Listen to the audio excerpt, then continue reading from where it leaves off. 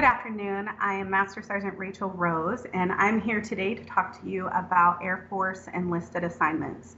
To give you a little background about myself, I've been in the Air Force for 14 years. I was first stationed at Altus Air Force Base for 4 years. Following that, I went to Seymour Johnson and was stationed there for 6 years.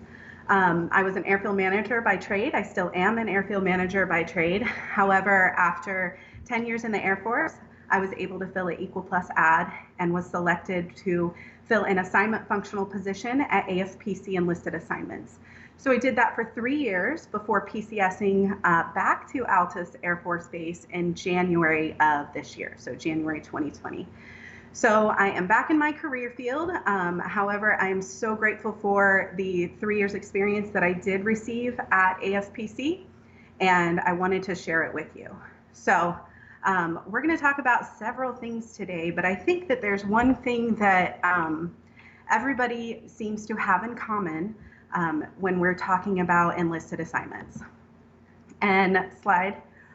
What it is what is the one thing that stands between you and all of your dreams? Well, AFPC. Well, yourself. No, the answer is yourself. And everybody's like, oh, I don't know. I'm pretty sure it's AFPC. So hopefully we can get you a little more knowledge and maybe change that opinion, because I know I thought that way before. Sometimes to a degree it still feels like that, but the more knowledge you have, the more power you have with your own assignments as well as your subordinates. So things we're going to discuss today is distribution of personnel, the overseas and overseas returnee process, as well as Equal Plus, DSDs. We have some special programs we'll go over to include base preference, joint spouse, follow-on, and then we can end with questions. So if you have questions, please go ahead and ask them, and we will get to them at the end. So regarding distribution of personnel, so personnel are distributed to meet the overall needs of the Air Force. However, there is a lot of things that go into that. For example, we got to see what the MAJCOM's needs are, as well as base needs, and personnel, or correction, members' preferences are not discounted there either. So I know it feels like that some way, but they do play a part. We also have to distribute for overseas. So we have the equal overseas. We also have our Equal Plus listings, and we have our developmental special duties. So those are all things that we require fills for as well, and how we distribute them as equitably and as possible between CONUS MAJCOMs or equivalent within a specialty and grade. So one other thing that I like to point out is the career field managers do provide AFPC assignment priority listings. And if your career field manager is distributing that to you, that's a really key component, especially if you're up in the higher ranks, because it'll kind of give you an idea, as long as you have a baseline of assignment knowledge, hey, what might be opening about the time that your time on station is up. So something to really keep an eye on for is that priority listing. So assignments are simple, right? So as you can see, there's a lot of things that go into assignments. And airmen and family are right in the core of it. So we get joint spouse, we have personal desires, we have TDYs, and there's input from your commander or your mentor, joint requirements, humanitarian, EFMP for those unexpected things that come up. How do we manage our own assignments when they have all that going on, when a person has all that going on? So how do we manage it? Well, we're going to talk about manning first. How is manning looked at from an assignment functional perspective? So I want to give you an example of what it looks like on an assignment functional screen. So I have all the AFSC and the date blacked out on here. These are old slides, so nobody get excited. But I did want to show this to you. So if you look all the way to the far left of the slide, you can see the grades, and it goes all the way from chief all the way down to your 3 level. And then you have your ladder at the bottom, which is your overall. So you see chief, you know, we're not going to see those. Those assignments are handled by the chief's group.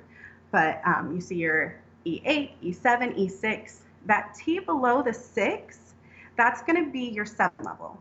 So 7 level is your 6 and your 7s, E6s and 7s. So you're going to see that. Then there's E5, E4, and then that next T is your 5 levels. So that's your 5 levels combined.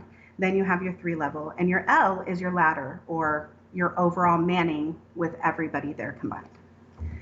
If you move to your right on the slide, just under where it says February or Feb, you have authorized. So for this particular AFSC, you know, there are 258 authorizations for master sergeants. There are 460 authorizations for staff sergeants. There are 819 authorizations for 5 levels. So we get that on the list. And then next to that is your assigned.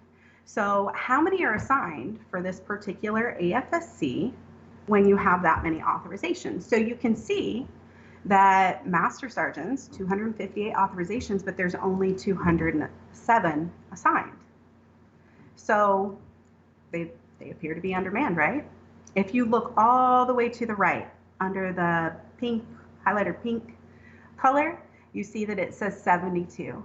That's your worldwide average for master sergeants in this particular career field. If you look at E6, 362 authorizations, hey, that's our authorizations we need to fill, but 194 filled. Okay, so if you look all the way to the right, what's the worldwide average of that? 46%. So when we talk about, hey, we are filling to the worldwide average, we have to fill to the worldwide average. So for example, if you're a tech sergeant in this particular career field, you're wanting to get to a certain base through a certain program maybe, can we support you there? Well, it depends on the manning. Is it above or below worldwide manning? And that's what we're looking to fill. So just wanted to give you that perspective on it. We're going to look at another one. So the next slide shows a career field with fewer bodies in the career field. So again, to your left, you have your grade. Your authorized is 64 for your master sergeants, 60 are assigned, which gives you a 98% worldwide average for that. All right. But if you go down to say 5 levels, for example, there's 267 authorizations and 185 assigned in this particular career field. And that gives you a 73% worldwide average for 5 levels. Overall, for this entire career field right here, so that's your ladder, 530 are authorized, under the blue there, under the L, so follow it over. 476 are assigned, and then if you go all the way to the right, you see that our worldwide average for our overall manning from E8 all the way down to E3 is 84%. So that's where you hear some of that, oh, we're only 84% manned. Okay, we're 84% manned, but we're 98% manned in master sergeants. We're 70% manned in staff sergeants. We're 84% manned in 7 levels. We're 73% manned in your 5 levels. So that's going to play a part later in this briefing where I kind of break it down and give you an example. So the next slide is another one. This is I wanted to show this as well. So we had one that's kind of averagely manned. Then we had one that's a little bit undermanned. So this is another career field. And I didn't highlight the certain areas. Hopefully your eyes are going to start to adjust and you can take a look. But if you look there, we see that E6s, for example, have 135 authorizations with 142 assigned. And if you go all the way to the right, the worldwide average for tech sergeants is 108% in this particular career field. But you can look all the way, just look to the right, 103% in master sergeants, 108% in tech sergeants, 106 for your 7-level manning.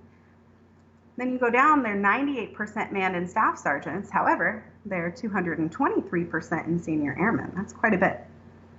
And then your 5 level is 150, 3 level is 176. And your ladder or your overall is 141%. So this particular AFSC is overmanned as a career field. So, it's just important for you to know kind of where you are, where your opportunities are. A lot of times that plays into retraining. Well, you know, can you be released for retraining? Can you be released for DSD? Is your career field manager going to allow that? But like for this particular career field, well, I'm sure they're releasing all day long. So that's just something that wanted you guys to get eyes on and kind of understand like what is looked at when we're considering manning. Okay, so let's talk about the overseas allocation cycle schedule. So all of this information is either going to be listed in AFI 36-2110 or it's going to be listed on MyPERS. So there are PSD guides for days on there, and they're constantly being updated, okay?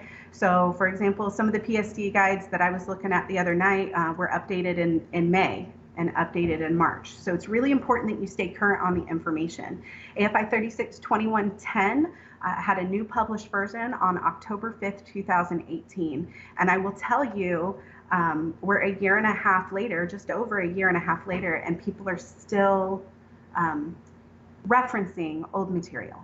So make sure you stay current on that and definitely use your resources of MyPERS because it has a wealth of information on there and gives us guidance on how assignments are processed and how we as members can work our assignment process for ourselves to a degree.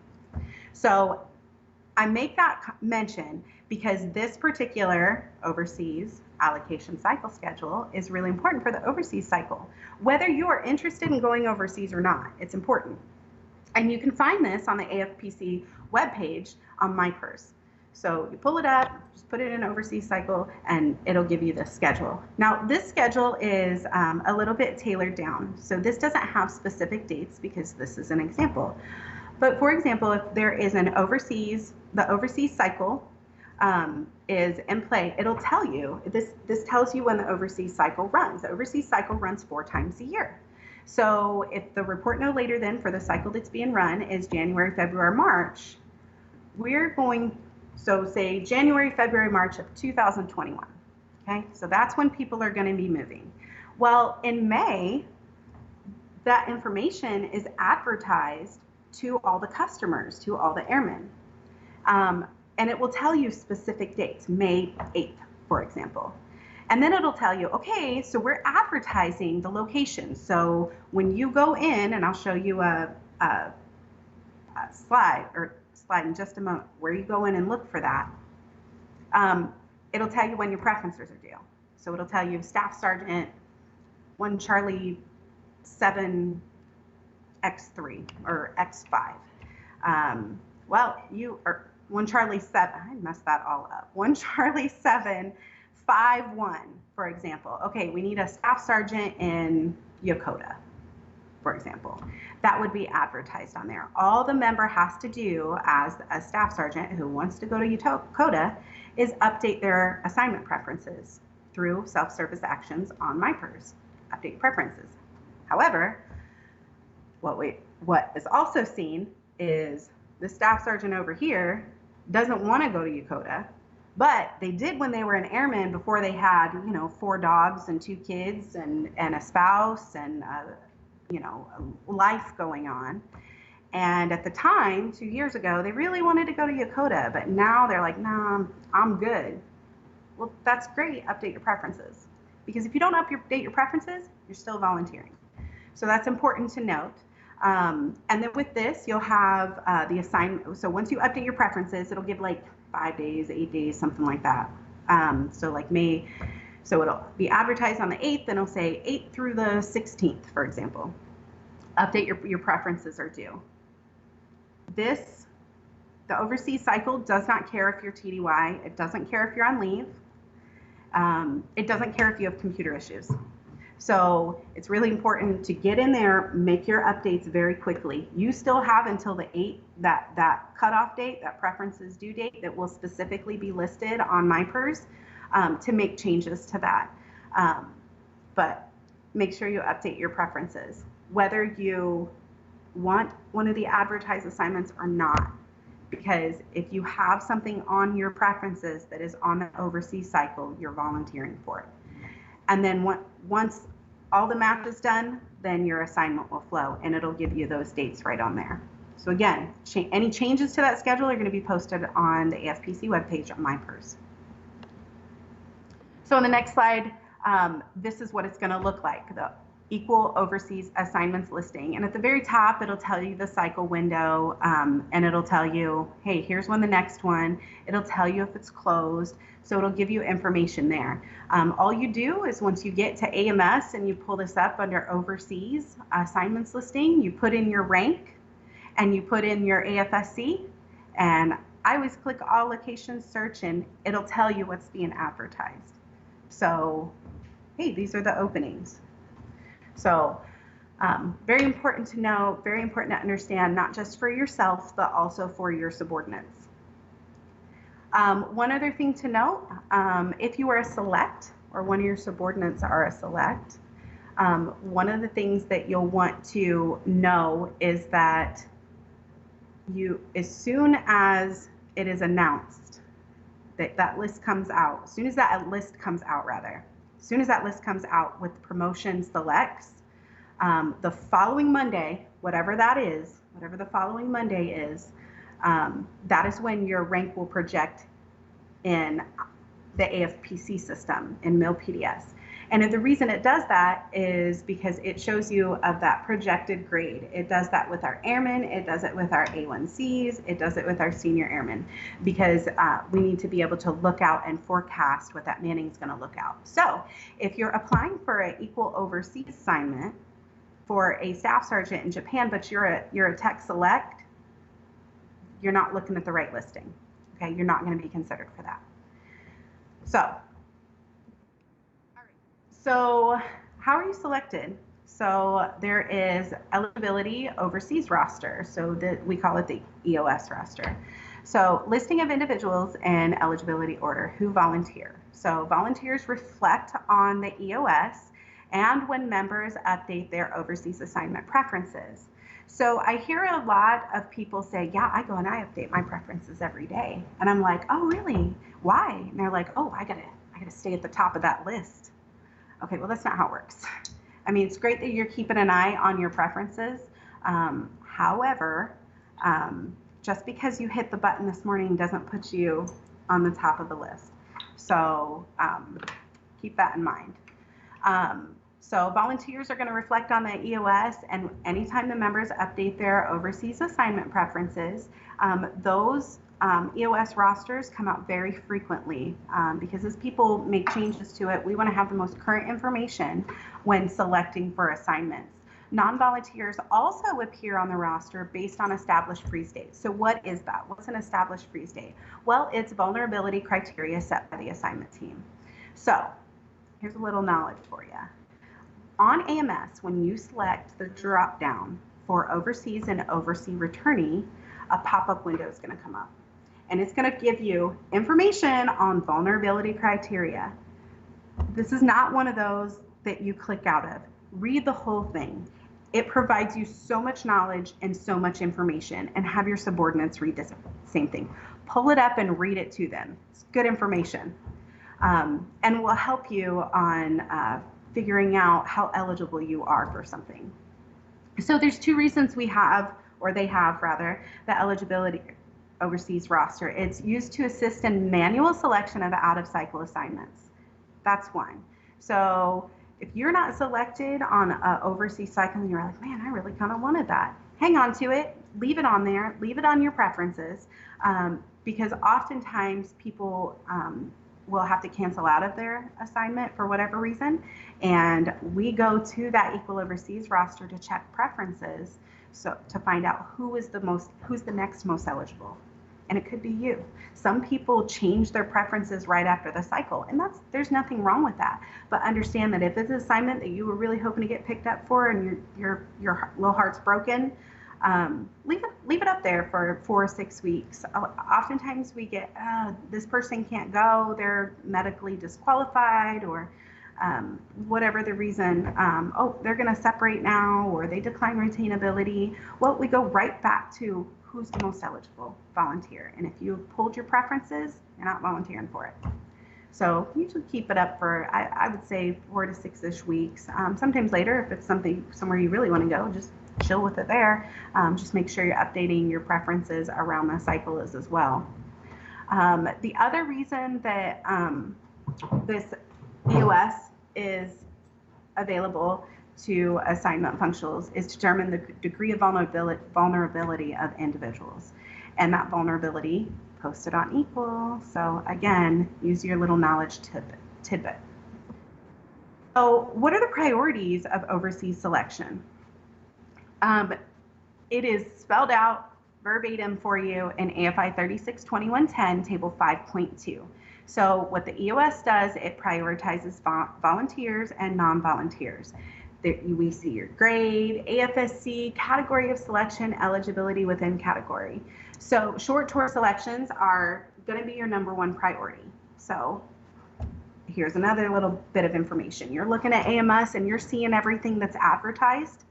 Well, you see that Yokota's on there, Ramstein, and Osan. And you're like, Osan might not be too bad, but I'd rather go to Yokota or Ramstein. So you put Ramstein, you put Yokota, and you put Osan, bottom. Well, all short tours are the first priority. So if you are anywhere in your preferences volunteer for a short tour, you're going to be looked to be considered for that first. So keep that in mind, that you could have gotten Yokota, you could have gotten Germany, because you might have been the most eligible, but you also were a volunteer for Osan, and that's the short tours are gonna take priority, so keep that in mind.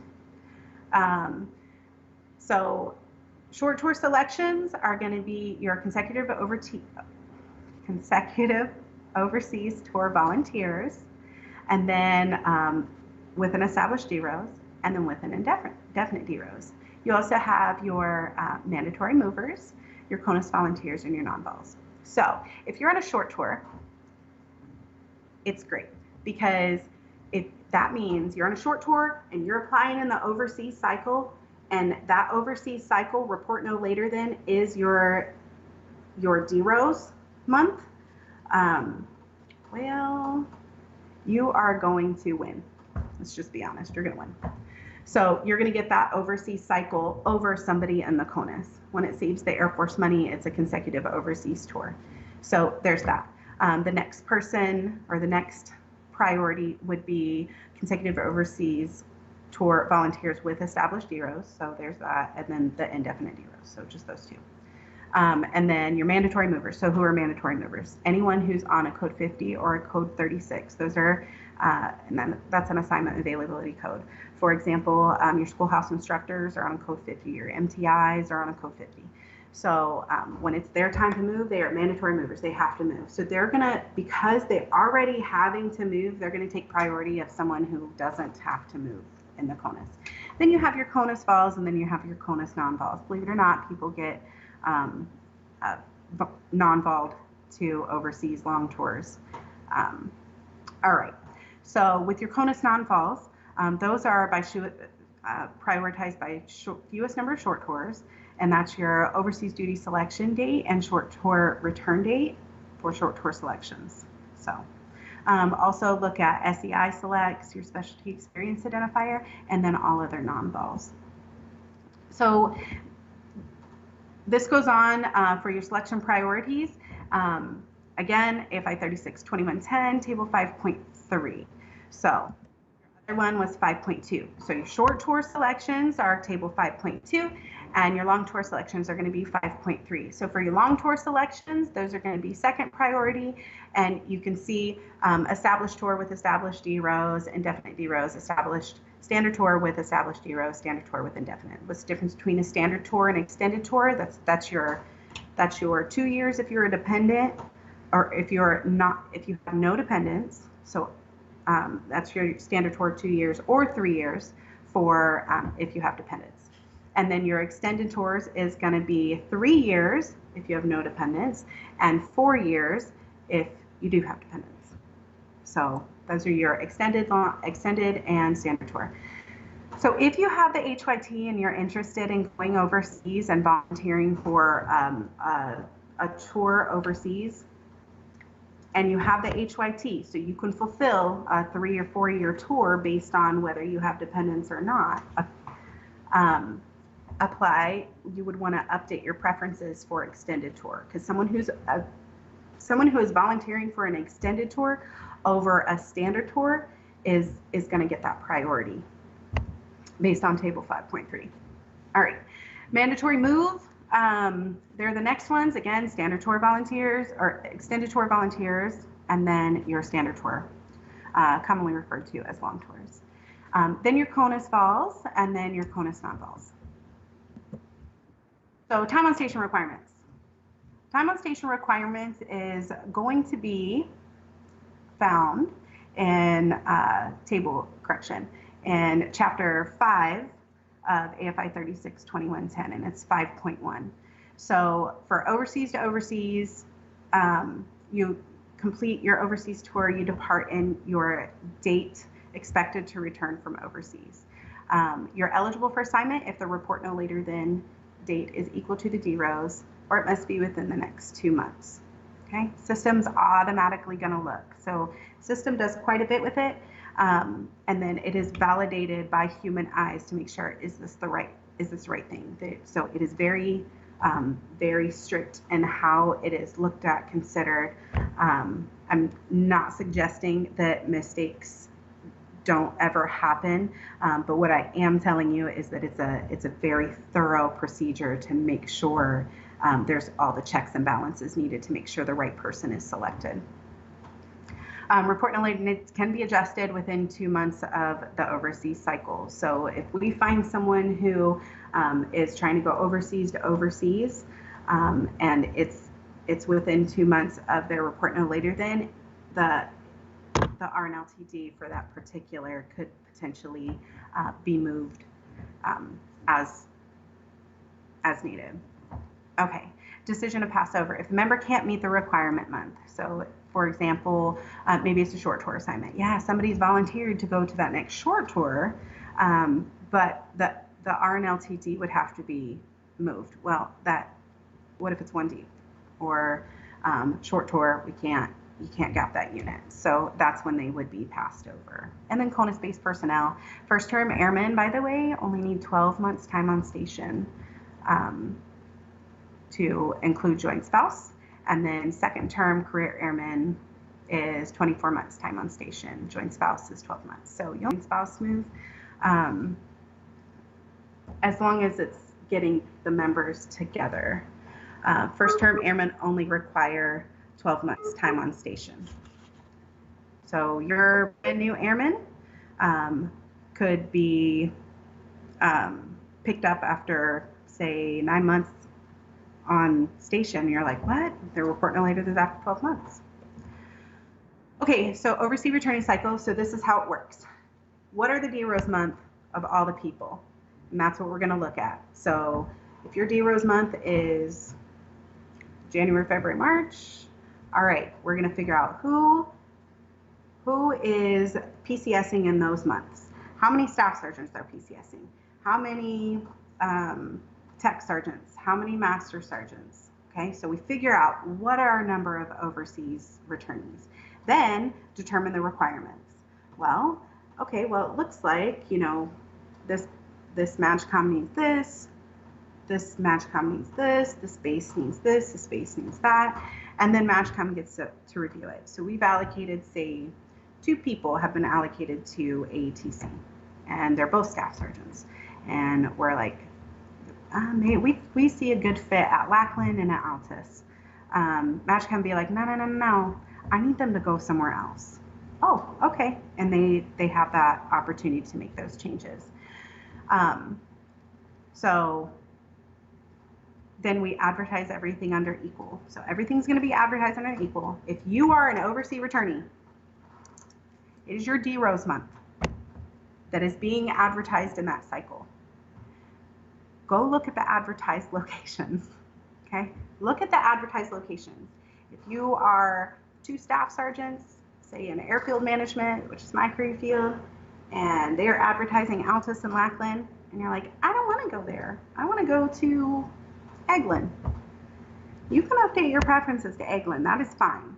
I'm not suggesting you not follow your dreams. However, I am letting you know that if there are 2 staff sergeants coming back and 2 bases are authorized, you're going to one of those bases. So update your preferences. Which one would you rather go to, and rack and staff those? So you're going to have to update your volunteer preferences. Then it's matched in the cycle. So it's matched via computer, and it is validated by all the assignment functionals and amazing assignment NCOs who help all the assignment functionals know that they're doing a good job. And once that's all done, the assignments are loaded and the commanders are notified. 7 days later, the member receives official notification, and then you start your NPS processing. So returnee, if you're an overseas returnee, here's another example of a cycle schedule. So take a look at that. Again, the schedule changes are posted to AFPC on MyPERS. MyPERS is your best friend if you aren't getting that. Okay, so here's your prioritization for the overseas CONUS mandatory movers selection priority. I did fail to mention, and I do apologize, in the overseas returnee cycle, your CONUS mandatory movers are identified too, because they are required to move during a particular month. So they are included in the cycle with the overseas returnee. And here's your prioritization. So if you're on a short tour, you're going to have prioritization over anyone else who is returning in that cycle. So let's just say there are five senior airmen returning from overseas in a whatever given AFSC. So, but they're all the same AFSC, they're all senior airmen, and there's 5 people coming back. One's on a short tour, okay, 17-month or less unaccompanied independence restricted tour. They're in Enlisted. Cool. They get priority over whatever base they want. So they update their preferences, Eglin's on there, they're going to Eglin. All other 17-month or less tours and dependents are not restricted. Then, so that's your next guy. They get to pick what's next. 18-month or more tour, regardless of accompanied status. So they're next. Then your code 50 mandatory mover and base. They kind of get the leftovers. And that's just how it goes. Still rack and stack them how you want. Choose your number 1, because you never know. Maybe somebody really desperately wants to go to Cannon. So they'll put that as their number 1, and they're a code 50 mandatory mover. So like they're kind of low on the totem pole of priority, but they're still going to get an assignment. You know, may get your number 1. Or maybe nobody updates their preferences. Maybe you're a short tour person, you're 17-month or less where dependents are not restricted. Maybe your 18-month or more tours, they don't update their preferences.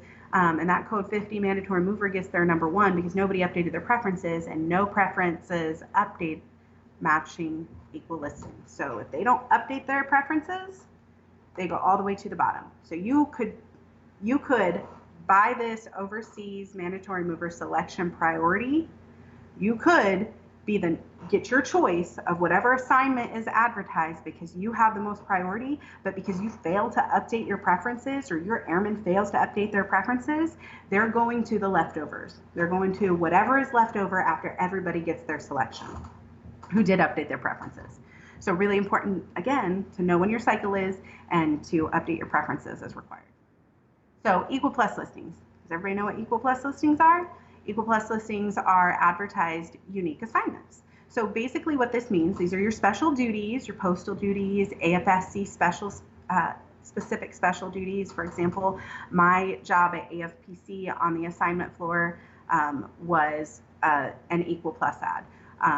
Joint departmental assignments. So that's for your Office of Secretary of Defense, your Chief of Staff of the Air Force, PACOM, SOCOM, there's those. Any short notice overseas assignments that we're having difficulty filling. I have to tell you, I didn't see any of those. I didn't see those often in my 3 years there. And then 365, so your 365-day deployments, and then your Chief Master Sergeant assignments are also advertised on Equal Plus by the Chiefs group. So what it does. So what you'll see on this advertisement is it's going to provide you a job description as well as qualifications. Does it require a vector Does it require an SEI? Does it require a certain number of years of experience in a specific career field?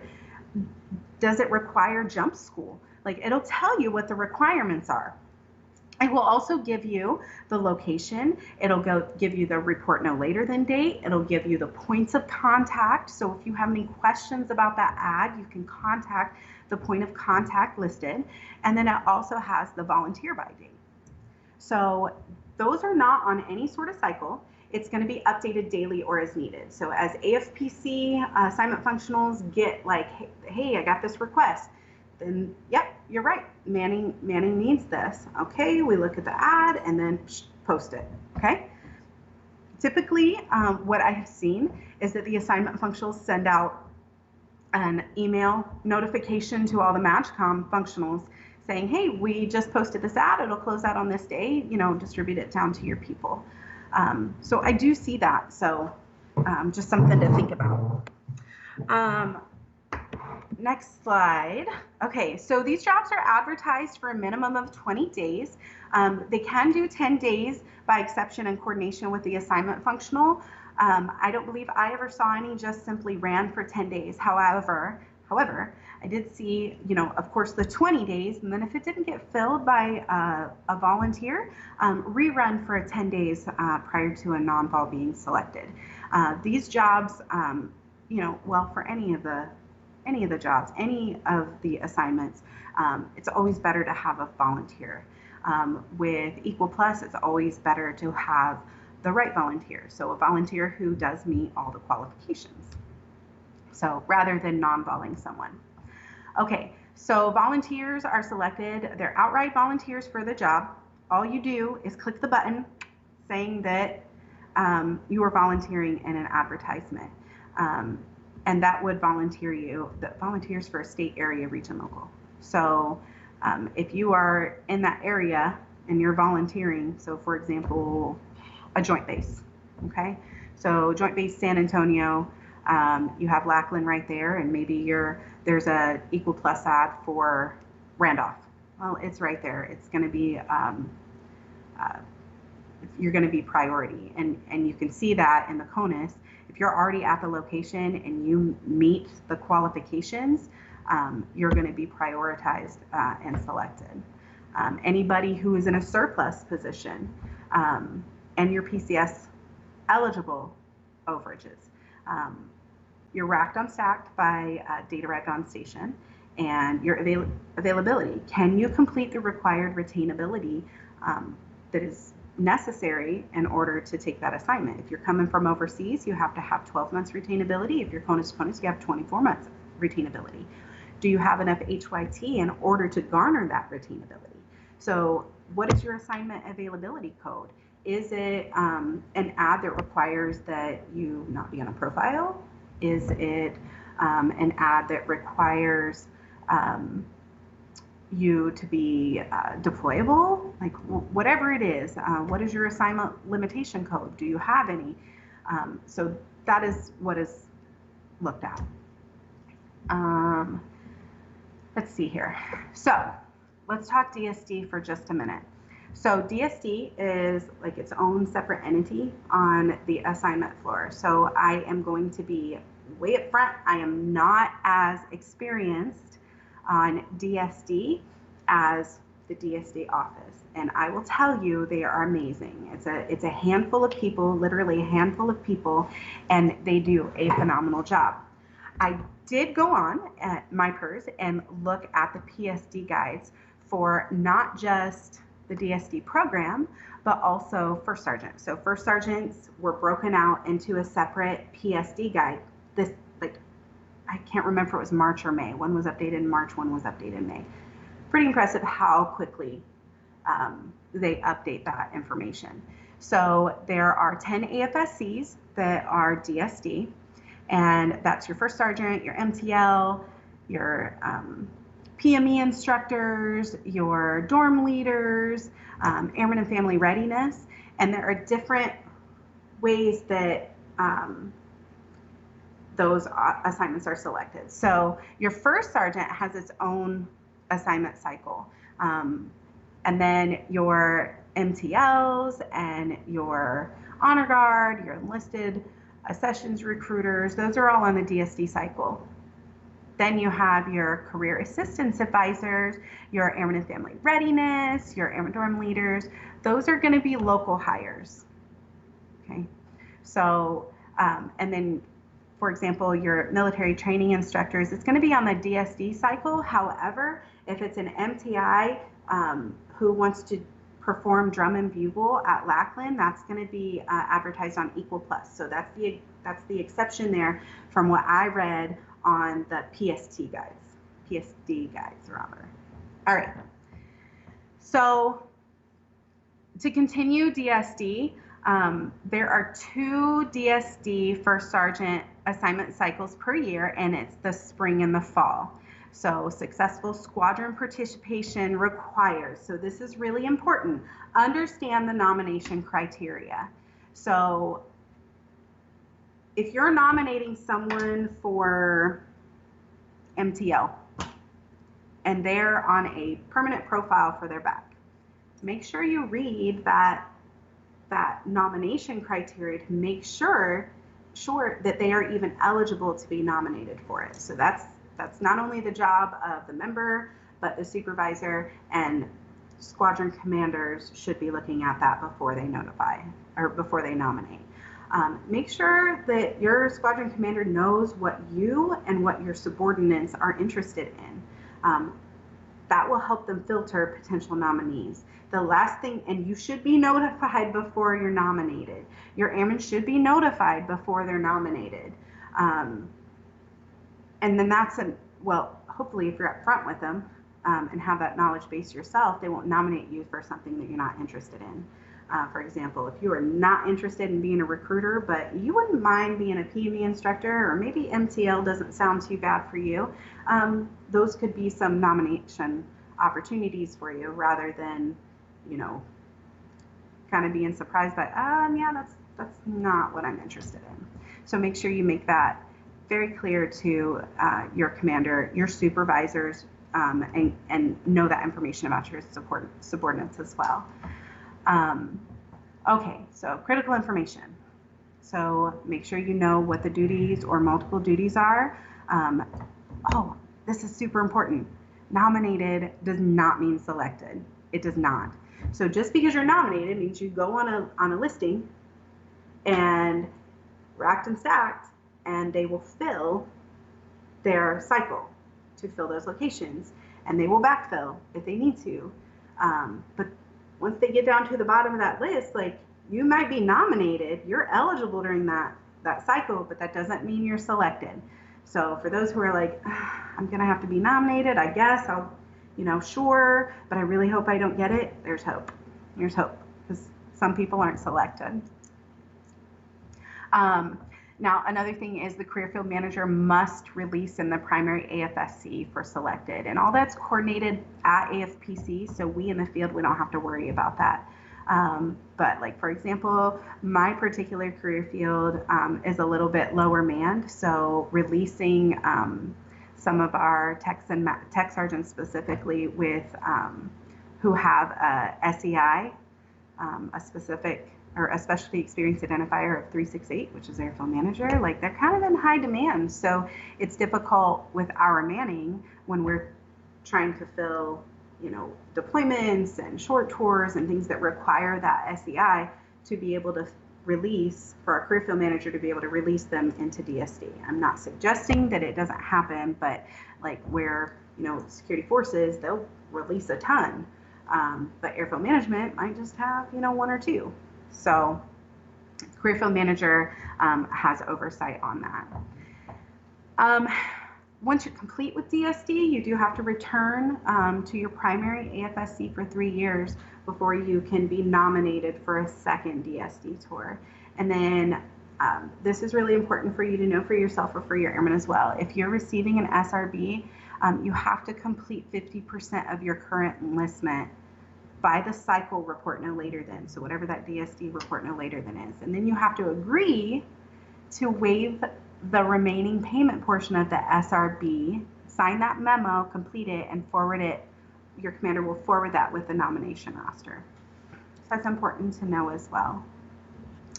One other thing, I didn't want to put it on the slides. I did notice with the notifications on MyPIRDs, while right now we have a stop movement going on with our Air Force, and right now I believe the DSD cycle is on hold.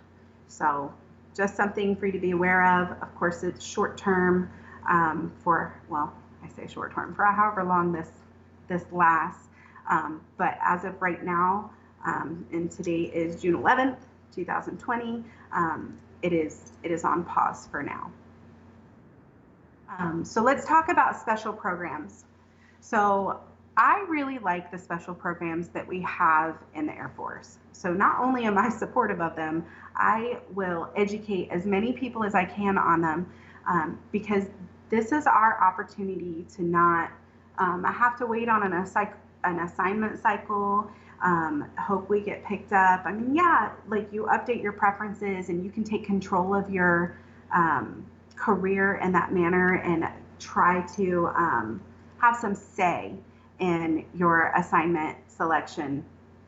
However, with your special programs, if it gives you just an inch more of an opportunity to be like, you know what, I want to move. How can I do that? So let's talk about the voluntary stabilized base assignment. So this is VSBAP. So with VSBAP, these are historically hard to fill locations. So Grand Forks and Minot, if you were to VSBAP and volunteer and be approved for Grand Forks or Minot on a VSBAP, you are stabilized for five years there. I'm not talking about deployments, and I'm not saying that you won't deploy, but what I am telling you is that if you apply and are approved for VSBAP to Grand Forks and Minot, you will be coded for 5 years where you can't be selected for an assignment. At Cannon and Los Angeles, that's 4-year tours. So just something to think about if you're like, man, I'm gone. I keep going on a short tour and then I come back and then I'm in the States for 2 years and I'm already gone again. Like VSBAP might be a great opportunity for you and your family. Families tend to love it there. So I have a favorite family there, and I've been to visit. Minot's not so bad, I'm just saying. CONUS Airmen must have 3 years and 5 months time on station to apply, 4 years time on station before PCS. So let's say you're at Luke Air Force Base and you're like, you've been on station 3 years and 5 months. You can apply for a VSBAP to move to Grand Forks, Minot, Cannon, or Los Angeles, of course, as long as there's an authorization there for you and your skill level and your career field. You can apply for that. And then if you're approved, they'll PCS you there and you'll be coded for that 5 years or 4 years, respectively. Let's say you're at Grand Forks. If you are at Grand Forks on a VSBAP, you moved there on a VSBAP and you're coded, you can apply for another VSBAP to one of the other locations once your VSBAP is over at Grand Forks. What we can't do is apply for a second VSBAP at Grand Forks. So you would have to move. Okay, so let's say you got to Cannon on you got out of tech school and they sent you to Cannon as your first duty station. You're like, you know, this is not too bad. I kind of like this. All right, so you don't have to, your time on station requirement is nil. It doesn't matter. As long as you didn't PCS there on a VSBAP, you can apply for an in-place VSBAP at that location. I hope that makes sense. So VSBAP information can of course be found in 362110, and you'll want to look at attachment 11 for that. It gives a lot of great information about that. And like I said, it's really, really helpful for airmen with families. Airmen assigned overseas must apply in the DROS forecast. Don't be like, oh, I forgot to update my preferences and I'm on a short tour and now I'm going to try to VSBAP to Minot because you got another location that you didn't want because you didn't update your preferences and now you don't want to go there, so then you're trying to VSBAP somewhere else. No. When you apply, when you get your DROS forecast on your DROS RIP, that's where you're going to want to say, hey, I want to do a VSPOUS. Okay. Another super awesome program that the Air Force has is the High School Seniors Assignment Deferment. So you're going to find information on this in Chapter 5, so paragraph 5.11.8 and 362110. But you're also going to find information. Anybody? Oh, okay. My purse. You'll find that in a PSD guide. So what's cool about this is that if you have a high school senior or an up-and-coming high school senior, you can request not to move until that member has graduated their senior year. So there are, it's actually not a difficult process. However, there is quite a bit of information you need to have in order to apply appropriately. So the whole purpose of it is to decrease turbulence, increase stability with military families who have dependent children who are entering their senior year. So this program is for senior master sergeant and below. If you are a joint spouse, you must have or joint spouse couples with a code A or code B, and I will cover what that means later. You have to apply concurrently. Otherwise, one spouse may get approved for it, but the other one may not. So how is that helpful? So apply concurrently for that HASAD. Here's the one thing. All right. This is to stabilize your dependent child who is entering their senior year in high school. Nothing says that you have to stay. So you can apply, be approved for a HASAD, which means, hey, we're not going to PCS you with any accompanied status assignments. However, if you're picked up for a 365 deployment or you're picked up for a short tour, you're not eligible for the HASAD. So you can apply, you can be approved, but it's not going to stop your vulnerability to be picked up for a short tour assignment. I think that made better sense the way I said it that way. If I didn't, just ask in the questions, and I will make sure I cover that a little more clearly. Or you can read the PSD guide in MyPERS and also 362110. So CONUS applicants must apply no earlier than 1 October of the junior year and no later than 1 July between the dependent's junior and senior year. If you're overseas or if you are CONUS, there are different report no later than dates that you would be eligible to move after that. So I believe in the CONUS, if your child graduates on June 5th, you wouldn't be able to be PCS until the end of July, I believe. Don't quote me on that. Check it out though. Okay. Other special programs that we have or the AFPC has and that we have in the Air Force is humanitarian assignments. So humanitarian assignments, they're designed to assist airmen in resolving severe short-term problems involving a family member. So, and also with this, there's criteria that go along with it. The airman's presence must be essential to alleviate the problem, that short-term problem. Must be a family member. So what's considered a family member? Well, family members are, it says it in the AFI, limited to spouse, child, father, mother, mother-in-law, father-in-law, step-parents, and person in loco parentis. And there's a whole paragraph in there about your loco parentis. I think I'm saying that right. If I'm not, just pretend like I am. I'm going to go with it.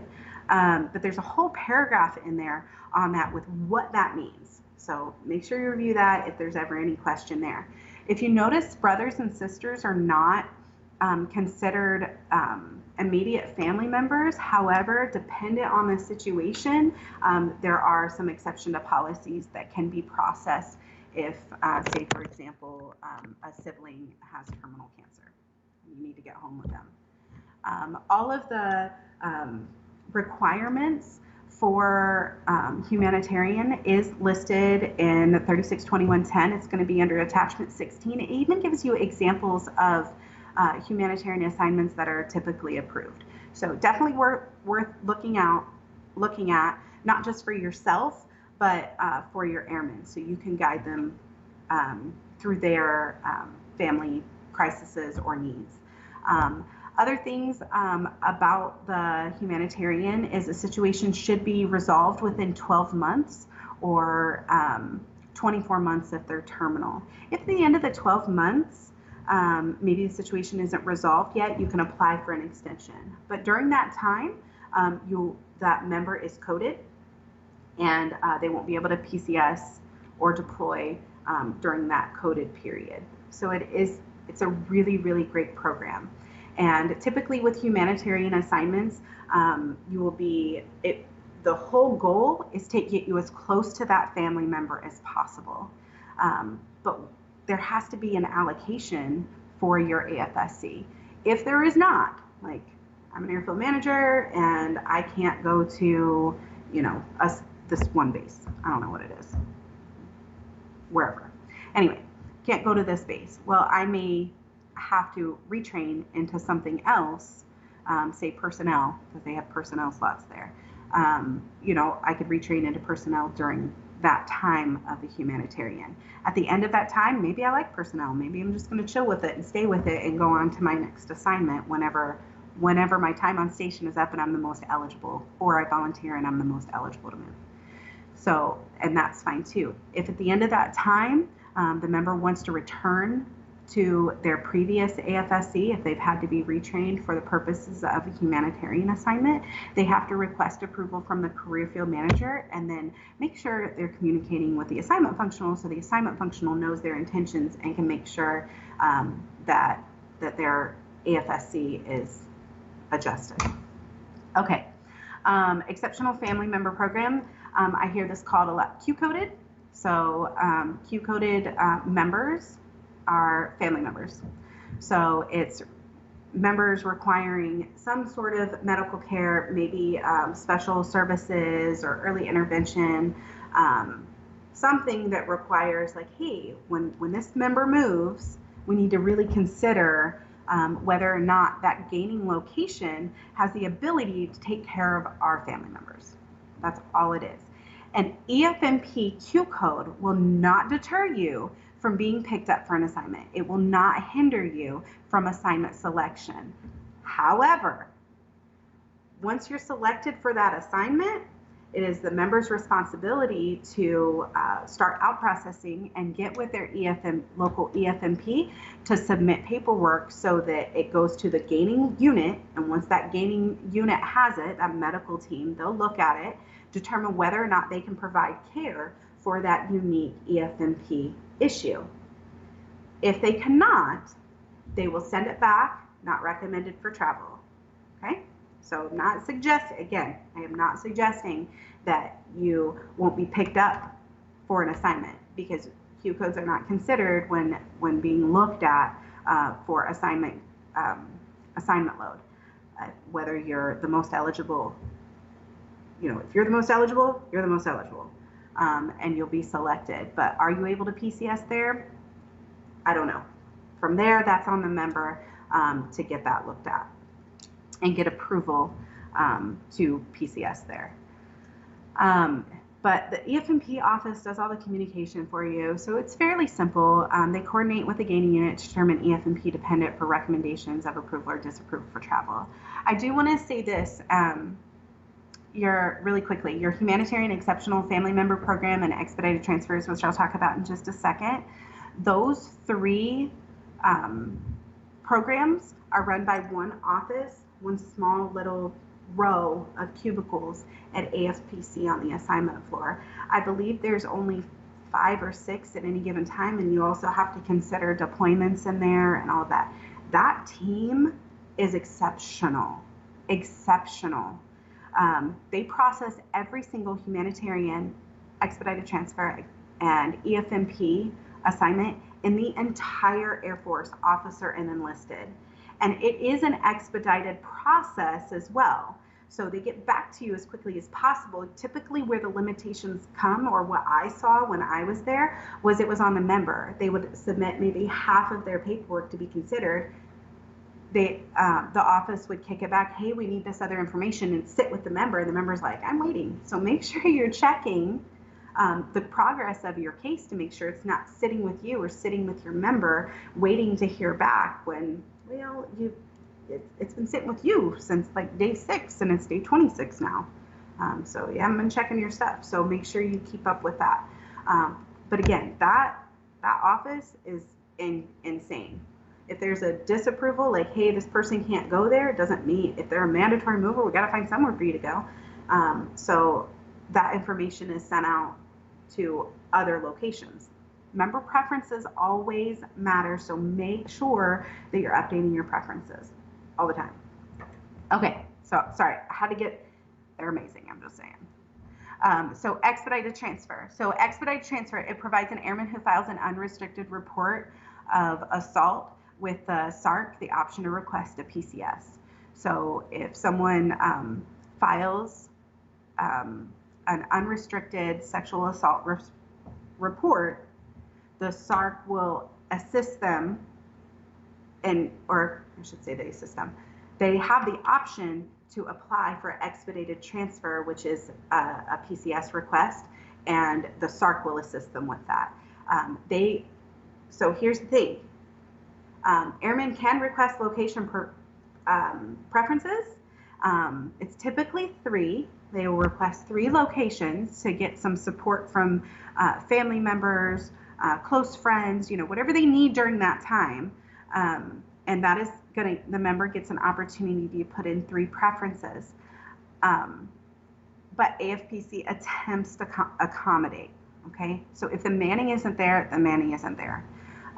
However, the situation is sensitive. If they apply for it, the wing commander is aware and is signed off on that, and that application comes through with three places, they really do attempt to accommodate.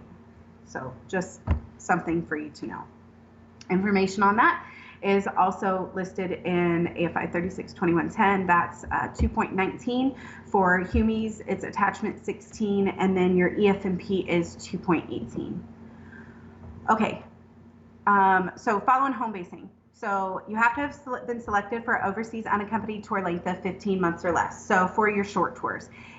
And you also have to have the required retainability or the HYT for the next tour. If you notice on the slide, it does say a minimum of 7 months. So what that means, you may have enough time to go overseas and return from overseas. You have to have enough to go overseas and return from overseas, or go overseas and return and go from that overseas location to a next overseas location for maybe a follow-on, or maybe you got picked up in the overseas cycle, right? Okay, so, but you have to have retainability to come back.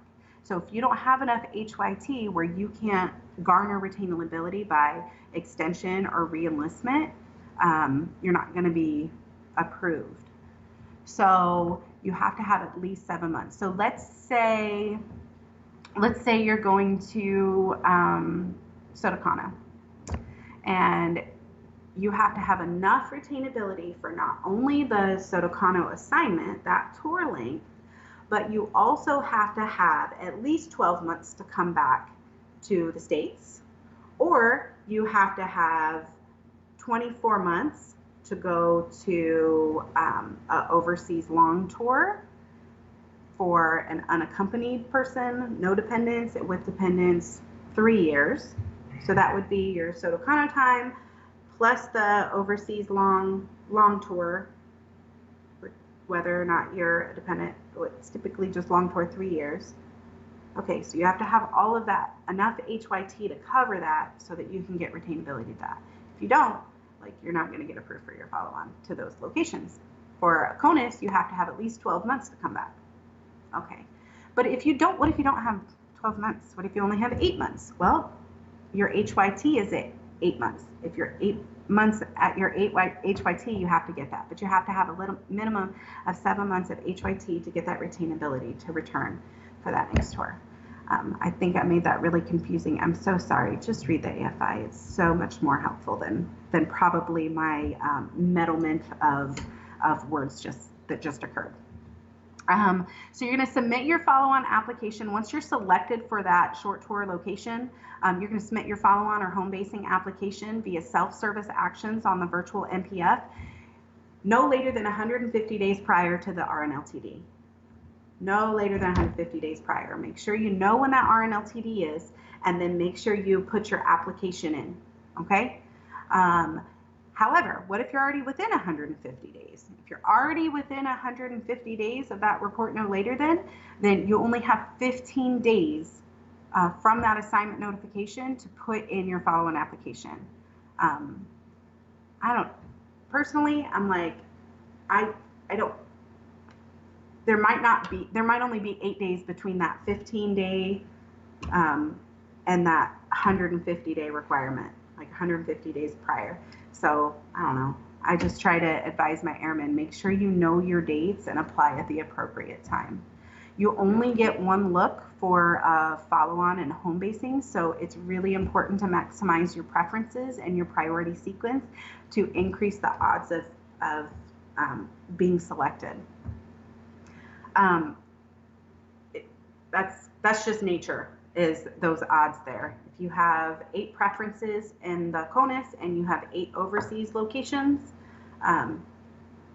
it's going to increase your odds over, you put one place in the CONUS, one place overseas. And by the way, that overseas place doesn't even have an authorization for your skill level. I assure you it happens. I did assignments for just over 3 years, and I don't know that I ever sent anybody to the Netherlands.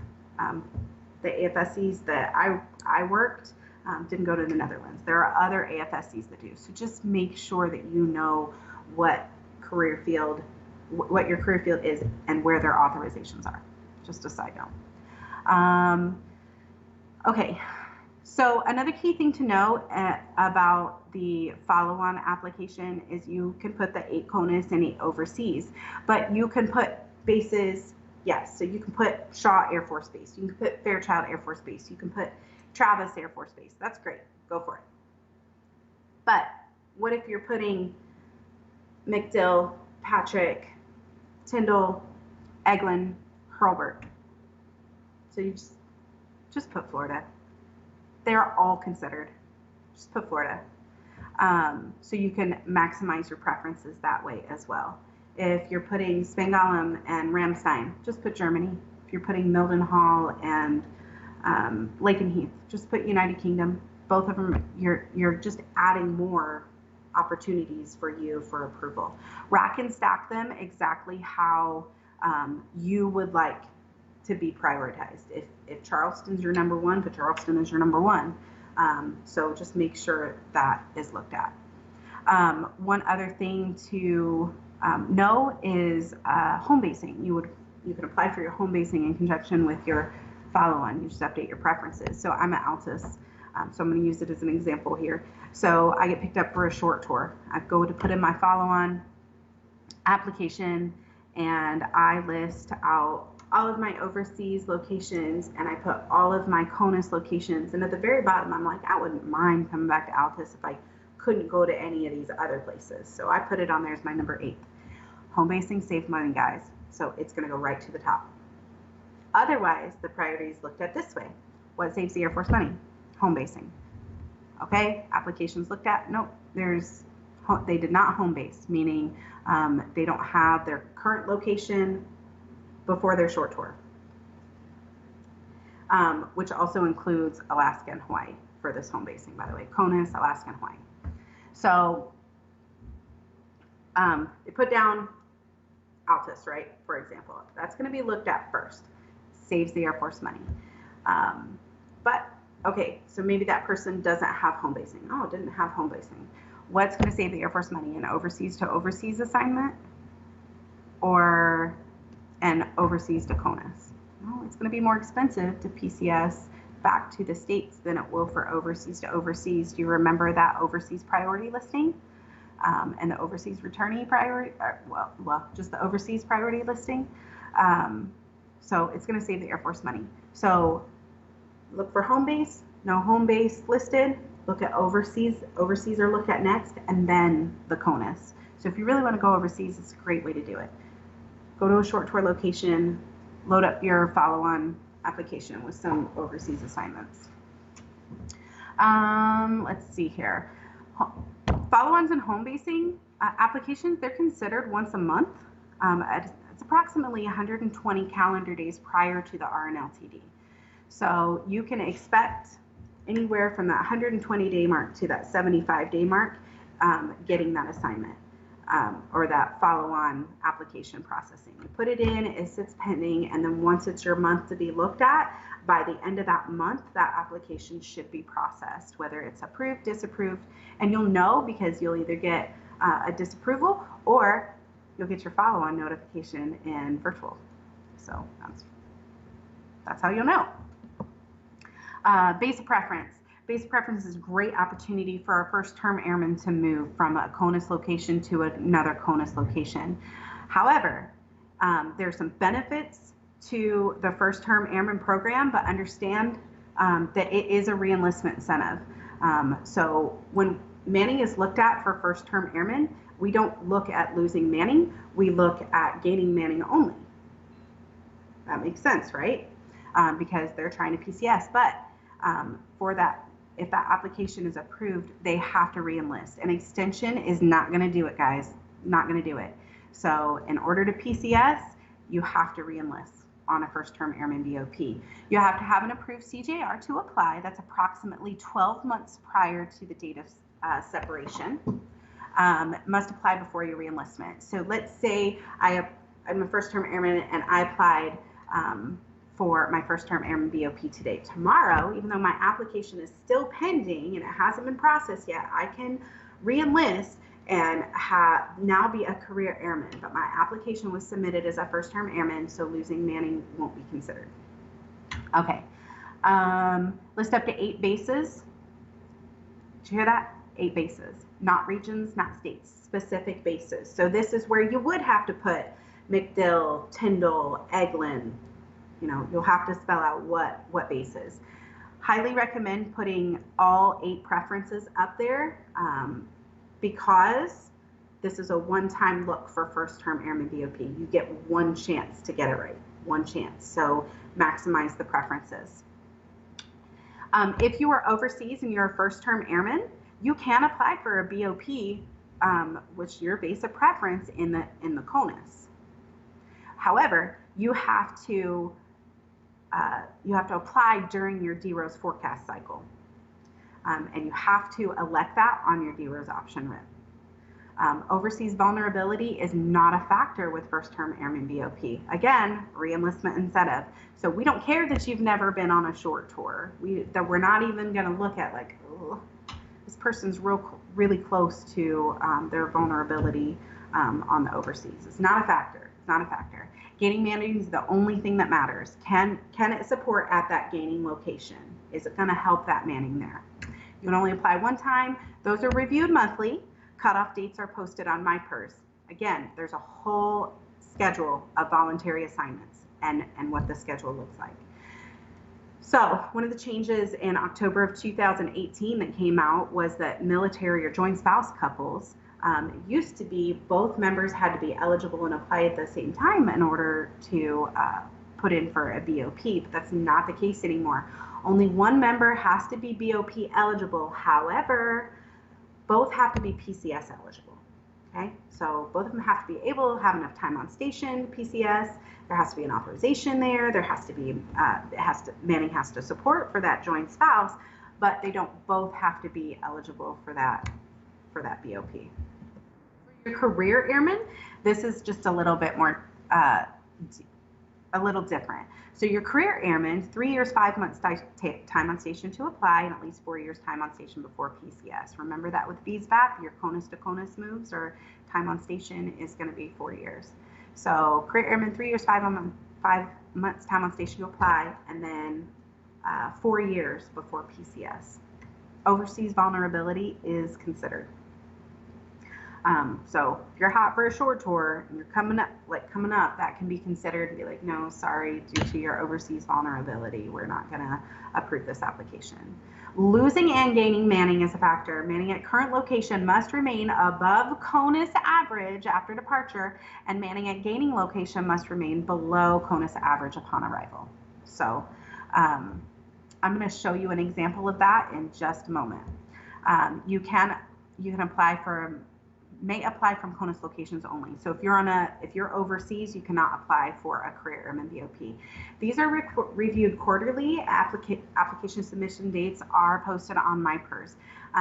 Notice one thing that was a big difference between your first term airman and your career airman. First term airman is your reenlistment. Got to have a reenlistment. Career airman, if you're approved, you just have to garner enough retainability to PCS in the CONUS. So 24 months retainability. The other thing is, it doesn't say one time. First term airman BOPs, one time, one look. But you can apply quarterly with your career airman BOP. So they are only looked at quarterly.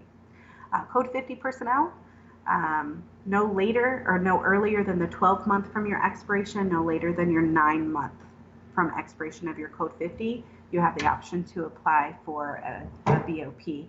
However, there's not an you can't go into virtual and apply that way. You actually have to go into MyPERS messaging and send your assignment team an email saying, hey, I'd like to apply for this BOP. I'm a Code 50 mandatory mover, and just make sure you're applying between that 12th and 9th month from your expiration.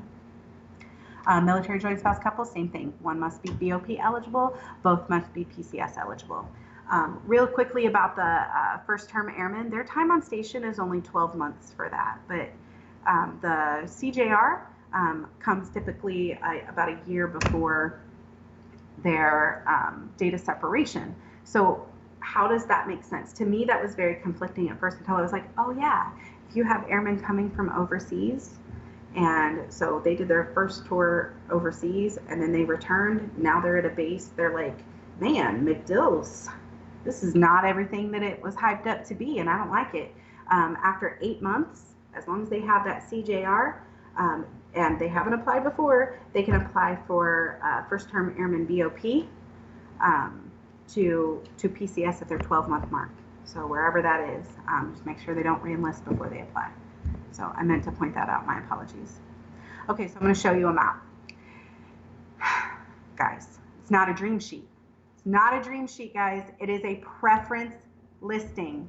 So when you're updating your preferences, that people call a dream sheet, that's great. Keep dreaming. Or you can do it smartly. So I'm not suggesting that you don't put a couple dream locations on there, but I want to give you an example of what you're looking at. So look all the way up at North Dakota. These are CONUS Staff Sergeant authorizations. This is an older slide, so these might not be exact today, but it gives you a great idea. So North Dakota, they have 2,040 volunteers, or 40 authorizations for staff sergeants in North Dakota. Only 1,200 volunteers. What are your odds of getting approved? A little bit better. Now look at Florida. You have 6,667 staff sergeant authorizations. However, you have 23,858 volunteers. What are your odds? Look at Texas.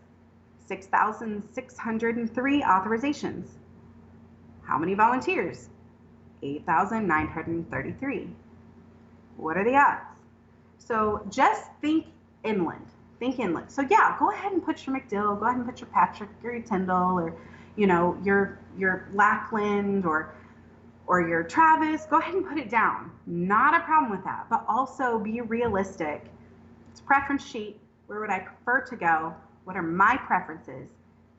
Put your dreams at the bottom, all right? Or put your dreams at the top, but fill out with some practicalities as well. So you got to think about, is it possible? Yes, of course it's possible. Is it probable? Well, you're playing odds here. So figure that out. Make sure those preferences are being updated appropriately. Another thing, when you're filling out your preferences, you can fill in regions and states to increase your odds. You can put, I'm a worldwide volunteer for long tours, worldwide volunteer for short tours, worldwide volunteers for extended long tours. That's going to increase your odds. But also be mindful of things like, oh yeah, I'm going to put Florida down. That's great. It increases your odds because you only have 8 places for preferences. And if you fill it up with 8 individual bases, other than your first term airman BOP, it's the only way it can go through. But if you increase your odds there, or have more preferences, it's going to increase your odds. Be mindful.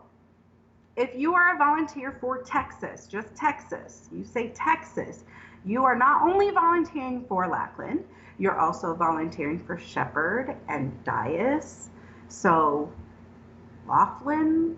So just make sure you know what is in that state before you volunteer for just a state. All right, so our next slide. Determination of approval and disapproval.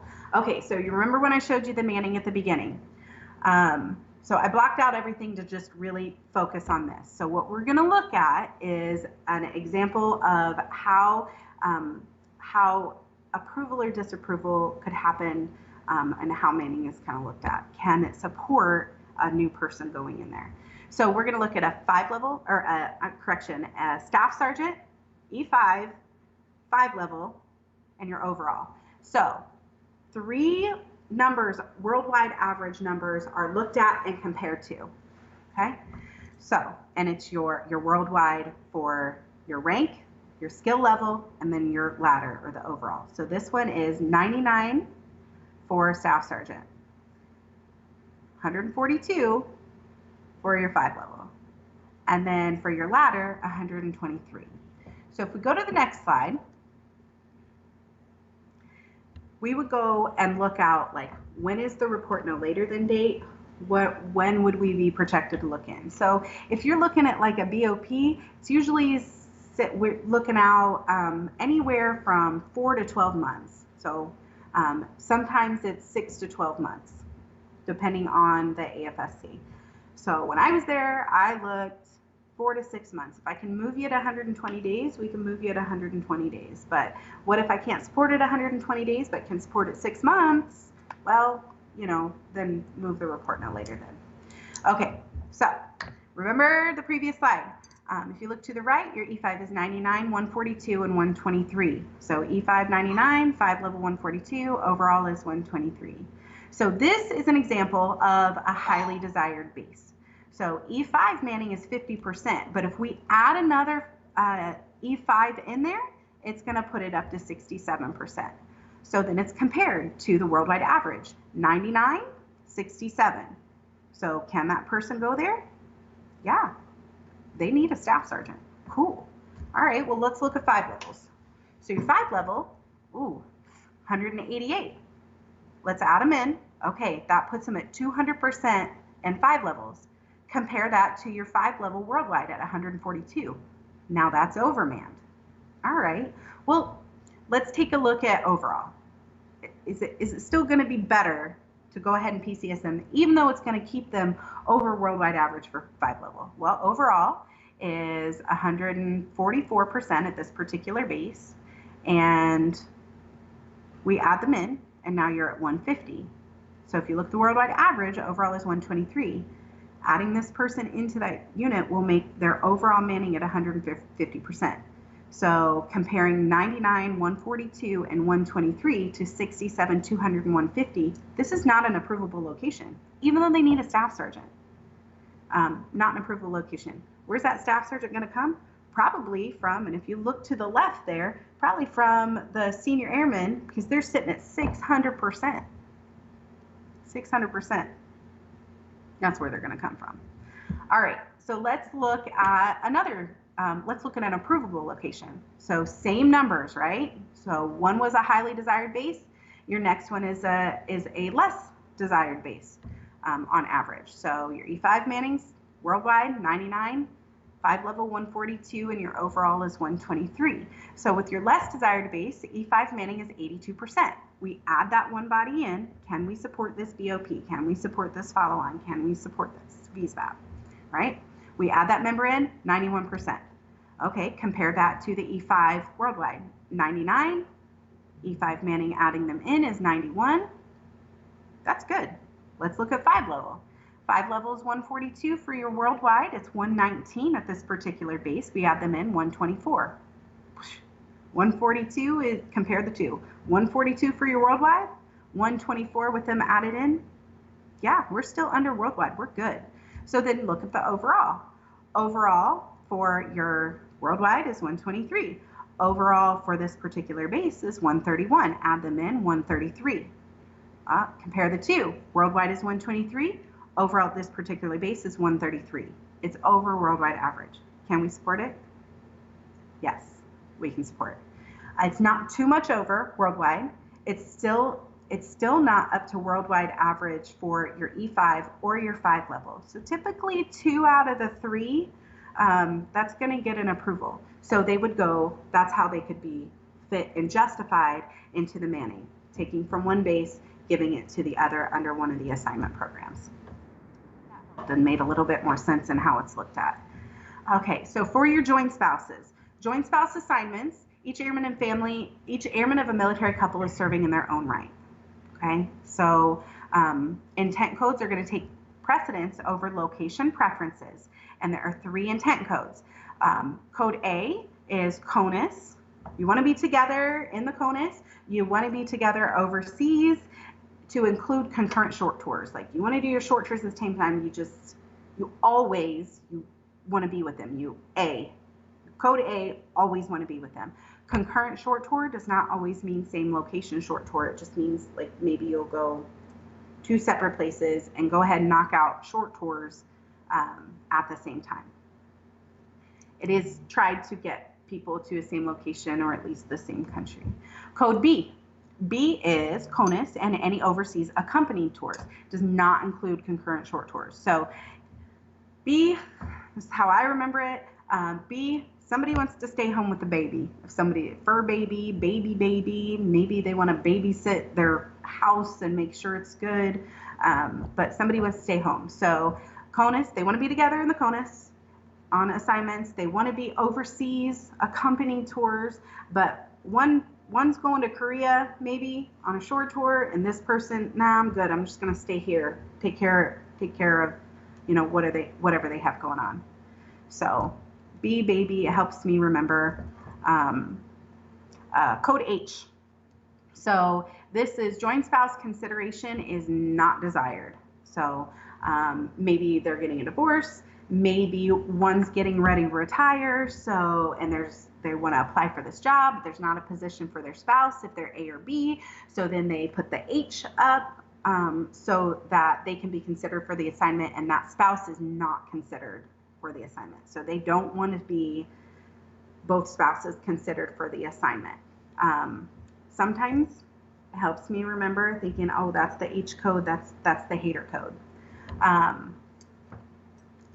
Just thought. Okay, now, but that doesn't always mean what it is. So I will caution you with that H code. Let's say somebody, we're getting divorced, so we're going to put this H code up.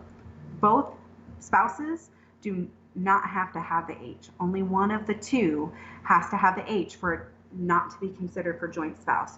Do not be the person who makes your assignment functional. Tell your spouse you're getting a divorce. Please don't.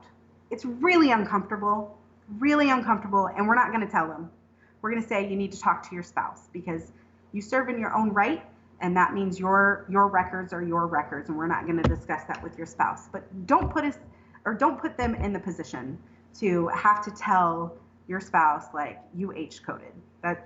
Don't do it. It's not cool, guys. Not cool. So stop it. Not going by experience or anything. Now, you have to have 12 months time on station in order PCS for a joint spouse. That doesn't mean that both of you are chilling in the CONUS together and you're like, oh, I want to move here for joint spouse. No, it doesn't work that way. But like, let's say you're tech schoolers, for example. Maybe they meet and fall in love and they get married just after tech school. So they meet, yay, let's get married after we get to our next assignments, and now we're separated. So they have to be on station 12 months before one can move to the other, this one can move here, or maybe these locations don't work manning-wise, so they're looked at for a third location. So 12 months time on station, could be separated up to 12 months. Also, if you're picked up for an assignment after you've H-coded and your spouse was not considered, and then you change your mind and now you want to go to Hawaii with your spouse and everybody's all happy, and then now we have an intent code A or B again, you are not considered for like you may be considered for that if they haven't PCS yet, but that could also cause the assignment to be canceled if they can't support both. Also, I have seen where somebody H-coded to get a Hawaii assignment. That's fine. They got to Hawaii, then they're like, oh, and then the spouse applied for joint spouse because then they changed their codes again. No. So not only no, but now you're separated for a whole tour, because until your return, you won't be considered for joint spouse. Now, if this member serving in her own right or his or her own right gets over to Hawaii, that's great. Perfect. No problem. But they're not going to be moved for joint spouse just because you try to be slick. Keep that in mind. Volunteers selected for a company overseas only if a requirement for spouse exists within 6 months of the report, no later than. So if you're the most eligible person for an overseas assignment, and there is not an authorization that is available for the spouse at that time, that same time, as long as there is one that can be worked within that next 6 months, you'll still be approved. Okay, you still get, you won't be passed over. Non-vol selected for overseas will have their spouse considered for a vacancy if the intent code is A or B. Just make sure if you want to be with your spouse, have A or B and you're good to go. Things to remember. I promise we're almost finished. Pregnancies. They're not normally, so members who are pregnant aren't normally reassigned overseas, but a lot of times people are selected and then become pregnant. That does not mean your assignment is automatically going to be canceled. However, it does require a waiver on the member's part, and that needs to be initiated by the waiver. So just something to know, like right up front.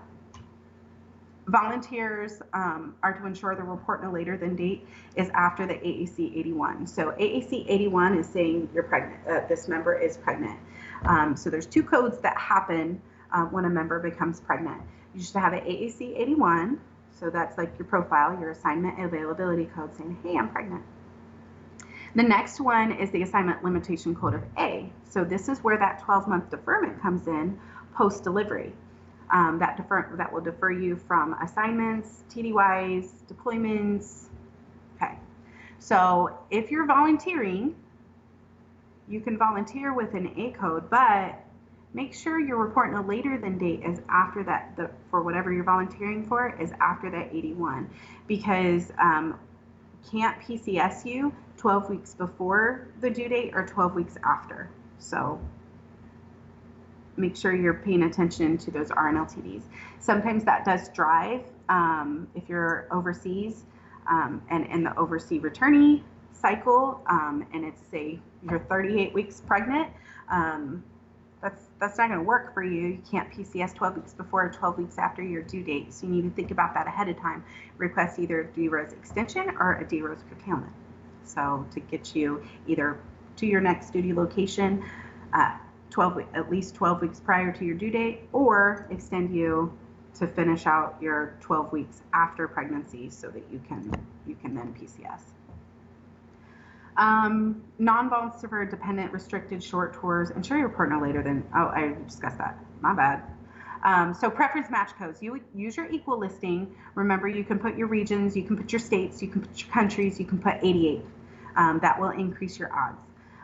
So those are 88s. That's what they look like on the volunteer list on AFPC's end. Know your high-year tenure restrictions, your retainability requirements, and impact of retainability denial for assignments. This is big. Have you ever heard that, oh, first-term airmen can deny an assignment one time and there's no repercussions? Right? We've all heard it. It is not true, okay? A first-term airman does have the ability to one time deny retainability for an assignment. That does not mean they're turning down the orders. They are denying retainability to take that assignment. If they deny retainability to take an assignment, they receive a code that expires the same month as their date of separation for that enlistment, for that first term enlistment, first term, okay? It's going to expire at that same time.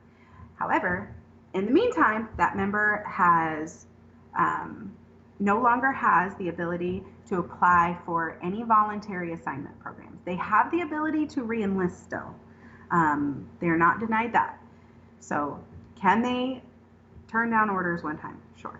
They can deny retainability one time and still maintain their career, but they can't volunteer for FESVAP or overseas cycle, equal plus listing. So they are giving up something. They just still have the ability to continue their career and re-enlist. Career airmen, not the same, guys. It's not the same, and this is really important. If you are a career airman denying retainability, you are separating on the date of your separation. That's it. You do not have the ability to retrain, re-enlist, apply for any assignments. Like, that's it. You're out. You're out.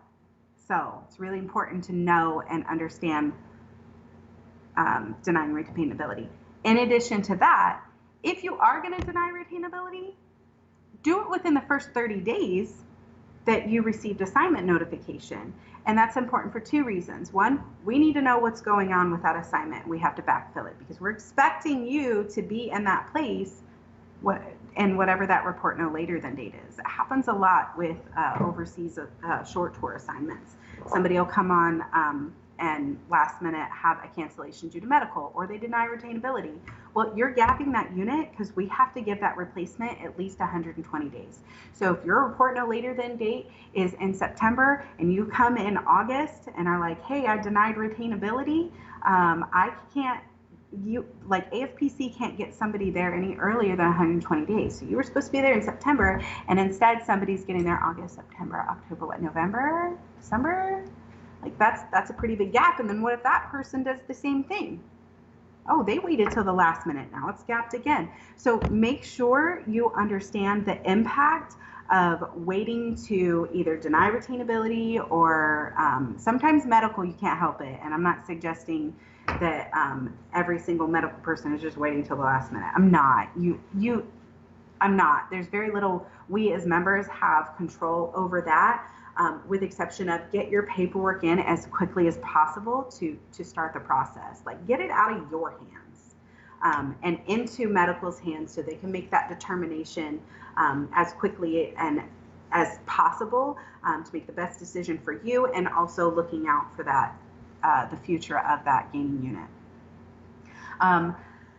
Okay, view your records at least monthly. Update your preferences, guys. Make your airmen update their preferences. Put it on a billboard or something. Update your preferences. Put it on a marquee. Update your preferences. If you guys have monthly staff meetings, hey, everybody update their preferences. It's really important to know what is on there, that you know what you're volunteering for, that you are an actual volunteer. Don't be the one that accidentally volunteers. I didn't mean to. You're still a volunteer whether you accidentally do it or not. So make sure you have your preferences updated, your subordinates' preferences are updated, so there aren't any accidental volunteers or surprises if you do get picked up in a cycle. Like I said, if you have Korea on there from when, 2 years ago when you were H-coding with your spouse and you never updated your preferences when you updated your spousal code, like, you're a volunteer. So just keep that in mind. Friendly do's and don'ts. This is mine. This is not AFPC policy. I didn't read this anywhere.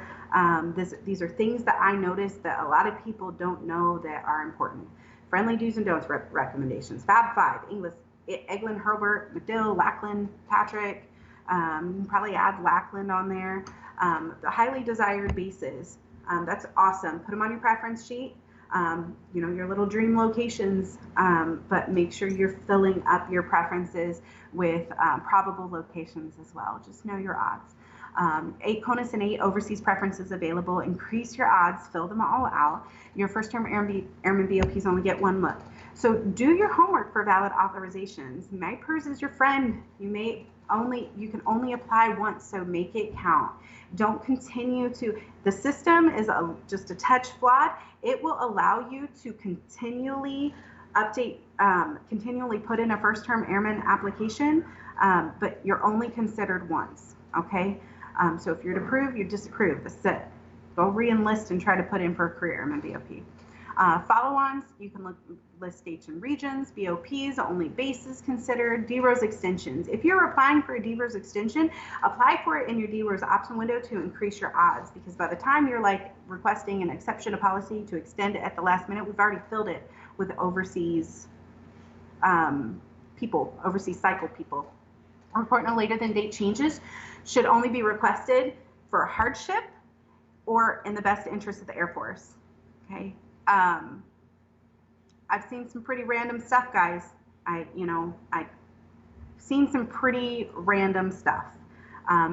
If it is not a hardship, personal hardship, and a hardship is something that is greater than or equal to that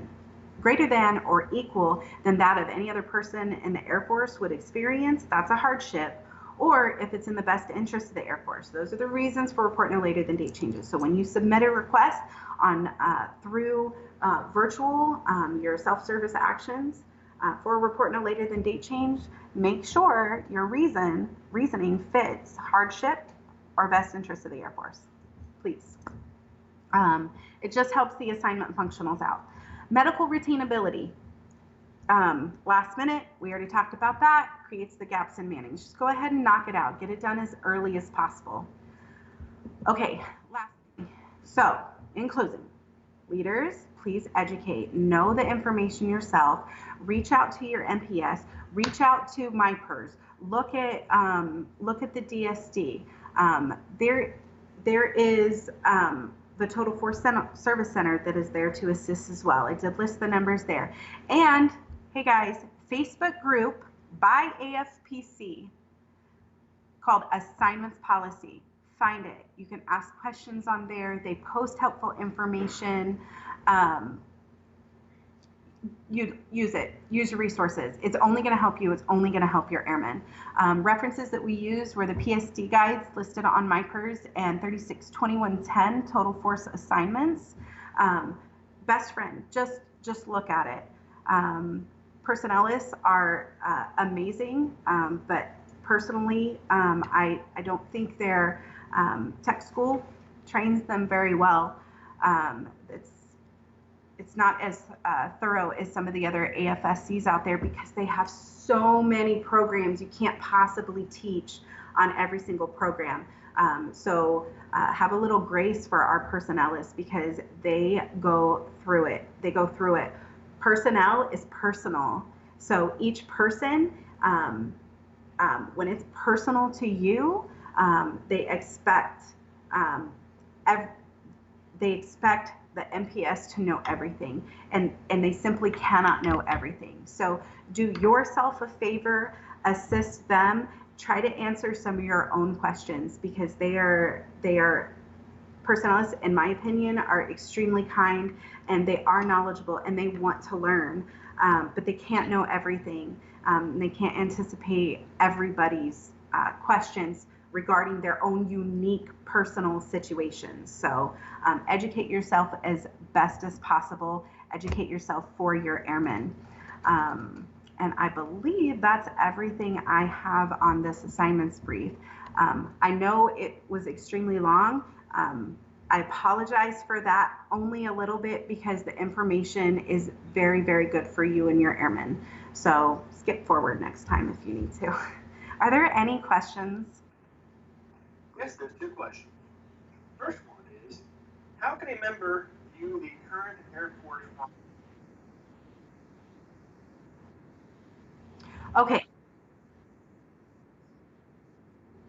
Okay, so you're not going to be able to see it. They used to have a program back in the day. I didn't know about it. I think it was prior to my time, but it was called Thermos. So if you've heard of Thermos, apparently it was this, tool that kind of projected things out. So the thing is, manning changes every day. It is always changing. Oh, this person has a humanitarian. This one's an EFMP. BOPs were processed today. By the way, I believe they're on pause as well, just during this stop movement. So keep abreast for any changes on that. But But Manning is constantly changing every day. So there isn't something that you can go to for a member to be like, okay, but that's open, that's open. So what you need to do as a member is you need to work with your MAGCOM. Find out from the MAGCOMs what vacancies do you have. Is somebody filling in the overseas returning cycle? You have to do your own homework, and you have to figure out through your leadership what is available, what is vacant, and what needs filled. Know your priority listing that the career field managers put out. That will help you as well. And one other thing, if you go onto AMS, you can go to enlisted assignments. I'm trying to think. Enlisted assignments, there's drop downs. And I think it's enlisted assignments by grade, or I apologize, I can't think of it right this second. But if you go under there, under enlisted assignments, it will have drop-down menus, very similar to the ones posting on the overseas cycle. You put your AFSC and you put your grade in there, so or you put your skill level in there, and it will tell you, hey, there are 5 7-level authorizations at Hurlburt. There's 3 Master Sergeant authorizations at McCord. So it will tell you that. So that will help you figure out, is there even an authorization for my skill level in my AFSC at a particular base? So for me, for example, unless I H code on my husband, I'm not going to be able to ever go to Charleston. There's authorizations for me, but there's not for him, and he's a 1 Charlie 1. So I would never put that on my preferences list or volunteer there. So knowing that information, staying, if your career field has a Facebook page or something that kind of posts, I find out a lot of information about my career field based on Facebook. Knowledge is being put out here. Oh, hey, I'm at airfield management page. I'm moving here. Oh, you know what? That's creating a vacancy there. Have master sergeants or above call your MAGCOMs. And if they're not getting you the information that you desire, you know, if you're master sergeant above, you can call those assignment functionals. It's preferred that it be a master sergeant above. It doesn't necessarily have to, but it is preferred because a lot of questions can be answered by supervisors before it gets to that level. But have them call. Hey, what are you seeing coming vacant? Do you have any hard to fill locations? Do you have any must fills? None of that information is going to be guaranteed, of course, and maybe they can say, maybe they won't tell you at all. I'm not really sure, but I know for us, when in the career fields, the assignment functional that I worked with, the 2 of us, we were a team, and we did try to offer, because I'm like, hey, Altus has holes. If they want to go to Altus, you know, have them update their first term airman BOP with Altus on there, and you know, that's going to give you a higher opportunity to be approved because it's typically low manned. So doing your homework, talking to people, talking to your leadership, talking to your MAGCOMs, and if you need to, talk to the assignment functional. Everybody wants to be transparent. However, because manning changes so often, AFPC just cannot put it out there. So no assignment is ever guaranteed. But if you were to call, like, I would be like, I had a little post-it note of my little short list of like, need a staff sergeant here, need a tech sergeant here, and whatever AFSC. And those were easy if people were calling for BOPs. Well, I do need someone here, career airman, first term airman. Oh, remember losing manning? So it may not be approvable, but go ahead and put it in because it looks like your manning's going to beef up here soon, you know? So just really doing your homework, paying attention to what's going on, and talking to your leadership above your base level. All right, thank you. The next question is, does the first term airman status affect your ability to do a VSBAP? So it does not. So for your voluntary, for your VSBAP, first term airman, so you still have that HYT. So if you go on a VSBAP, you're still going to have to get retainability that 24 months for CONUS to CONUS move, okay? Or CONUS to CONUS move. So you still have to get that retainability. But it's not going to impact your first term airman status unless you reenlist. The only thing that can change and impact your first term airman status is reenlistment. As soon as you reenlist, in the assignments world, they don't care how you get your retainability, whether you extend or reenlist, unless you're a first term airman applying for a first term airman BOP.